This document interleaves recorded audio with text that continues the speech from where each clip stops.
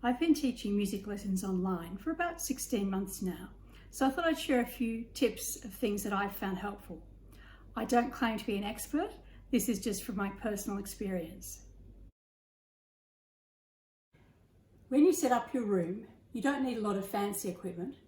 I am in awe of the teachers I have seen with multiple cameras, boom microphones and so on, but I'm not good with that sort of thing, so I just have my laptop, which I rest on the piano music stand, and I'm lucky that my flute being portable, I can just put that in front of the camera when I need it. If you're teaching piano, you probably do need a second camera so the student can see your keyboard. I use an Ethernet cable connection, which really improves the internet signal. And I also use these earbuds because when you turn on original sound, these really help to reduce the echo. The only equipment I purchased was this Logitech camera. It makes a huge difference not only to the picture, but also to the lighting. I'm not using anything other than just the normal ceiling lights, and that has really improved it. The other thing it really helped is that my laptop camera is at the bottom of my screen, and when I looked at that, it looked always as if I was looking up at the students like this.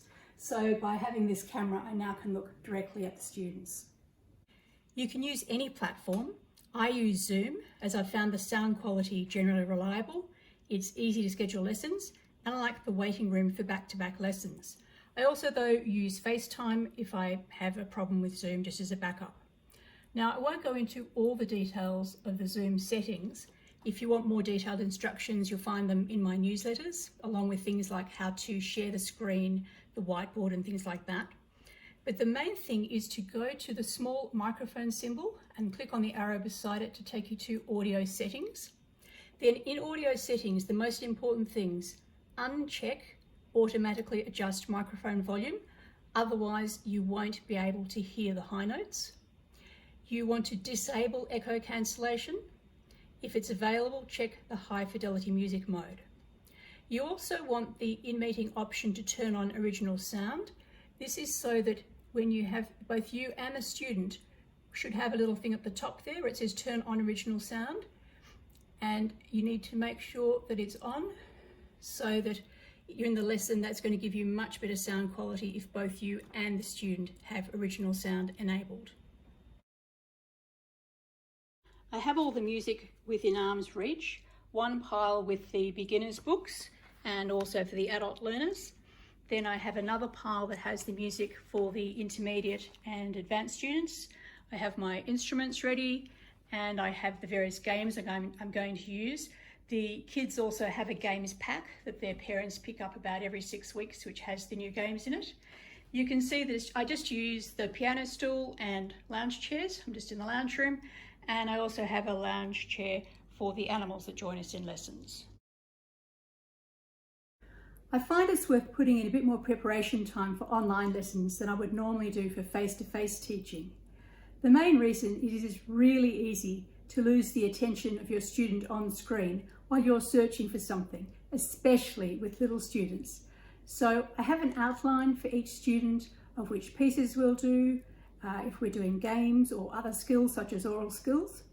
And I always put down an extra activity so that I have plenty of material. At the start of each teaching block, I then get all the things ready that I need for that block, all the books, all the games and everything, so that the lessons can run very smoothly. For older students, I use a similar structure to their in-person lessons, with warm-up exercises, then technical work, then we work on their studies and pieces, with things like oral, sight reading, or listening in between.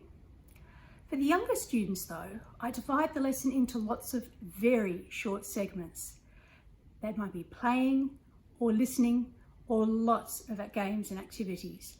These are things like note reading, developing rhythm, keeping a steady beat, oral skills and movement.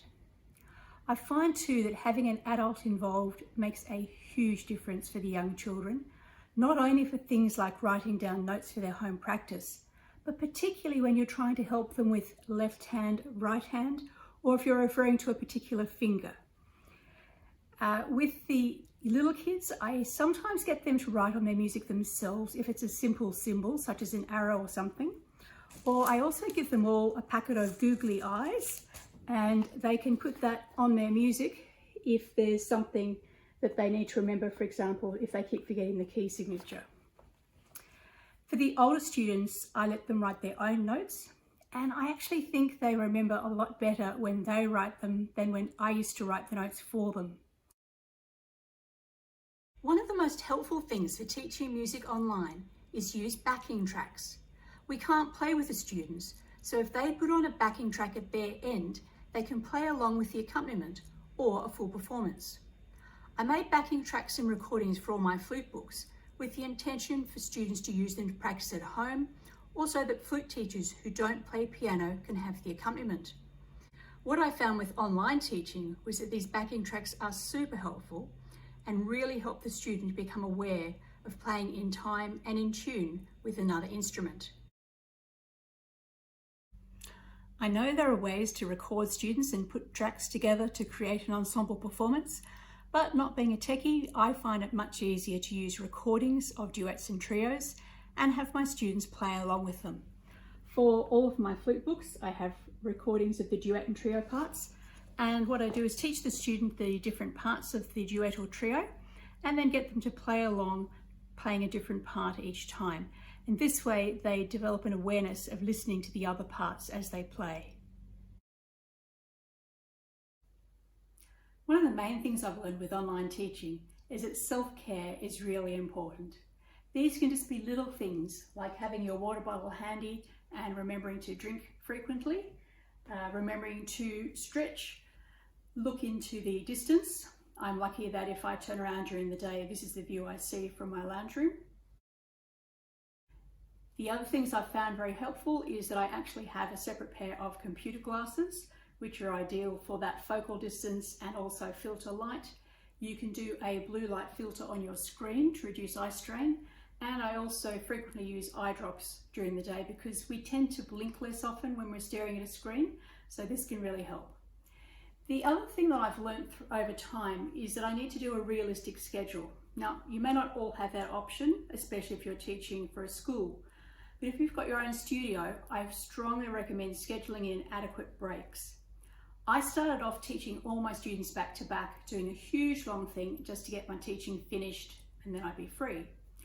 What I do now is to have breaks. For example, if I'm teaching from the afternoon into the evening, I'll schedule a 45-minute dinner break. Now, I don't need 45 minutes to eat dinner, but it is great to have time to chat with my family, to check any messages. I might sort out my music that I've finished with so far, and just to regroup and relax a bit. And I find I then approach the next block of teaching with renewed enthusiasm. I hope you found this helpful. If you have any further suggestions for online music lessons, I'd love to hear them. Please write them in the comments below. Best wishes for your online music teaching.